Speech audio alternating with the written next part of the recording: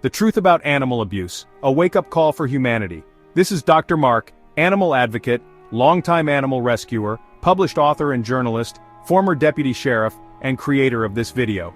And do not worry, I don't have any horrendous pictures of animal abuse, but I do want you to understand that we absolutely need to be concerned how we treat God's creations. Judgment Day will be here before you know it. Please be aware of your actions while we are here on a short stay. Please, it is not what you have, it is what you do while you are here. Every single day, animals suffer in silence, beaten, neglected, abandoned, and discarded, as if their lives have no value. But this isn't just about them. This is about us, about what kind of society we've become. What does it say about humanity when we allow innocent lives to endure such cruelty? Today I'm speaking directly to you, pet owners, law enforcement, government officials, church leaders, and every single one of us. This is your wake-up call. The time to look away is over. It's time to face the truth. When we allow animal abuse to persist, we are sending a message about what we value and what we don't. A society that tolerates cruelty devalues life itself. Animals feel pain, they feel fear, they feel love and loyalty, yet far too often, they are treated as objects, as things to be used and discarded. Let me share a harsh reality. Over 70% of people who abuse animals go on to harm other humans. This isn't just an animal problem, it's a human problem.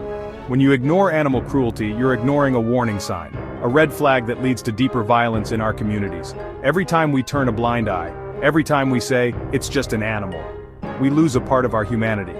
Compassion isn't optional, it's what separates us from monsters. Now let's talk about leadership, or the lack of it. To government officials, law enforcement, and policymakers, you swore an oath to protect the vulnerable.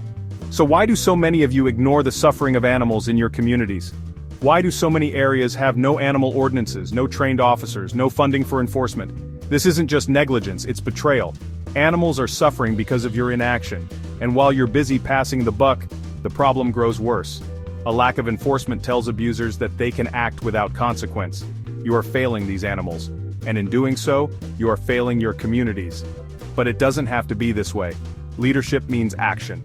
It means funding animal control, training officers to recognize abuse, and implementing real consequences for those who harm animals. Stop making excuses. Start making change. And let's not forget another group that holds immense influence, our church leaders. Week after week, sermons are delivered about love, compassion, and stewardship. But where are those principles when it comes to animals, the very creatures we are commanded to care for? Genesis speaks of humanity's responsibility to protect all of God's creation. Yet so many churches are silent on the suffering of animals. Church leaders, this silence is deafening.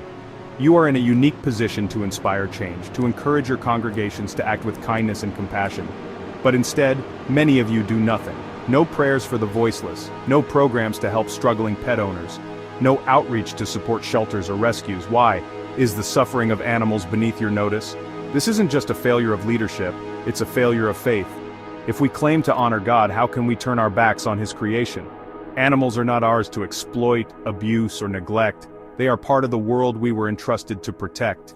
And to every church leader, every congregation, every person who looks away, you may not face punishment for your passive or active abuse of God's creations here on earth. But make no mistake, you will face judgment one day. What will you say when you are asked why you stood by as God's innocent creatures suffered? What will you answer when asked why you failed to act? It's time for churches to step up. Include animals in your prayers, support local rescues and shelters, educate your congregations on the importance of treating all living beings with dignity. Faith without action is empty, and animals are counting on you to lead. And to those of you who call yourselves pet owners, I have a question for you. Are you truly living up to the responsibility you took on? Because owning a pet isn't just about having a companion. It's about providing care, love, and safety for a living, breathing soul. Neglect is abuse. Leaving your dog outside in extreme heat or cold without shelter, that's abuse. Not taking your cat to the vet when they're in pain, that's abuse. Animals are not disposable. If you can't provide for them, don't adopt them. It's that simple. Your pet didn't choose you, you chose them.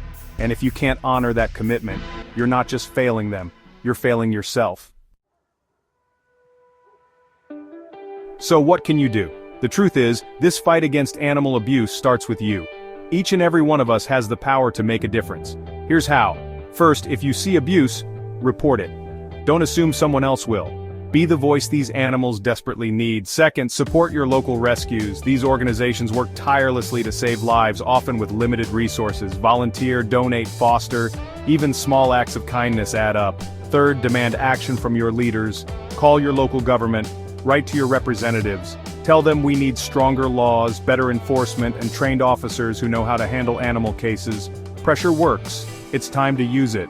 Animals don't ask for much. They don't care about your wealth, your status, or your power.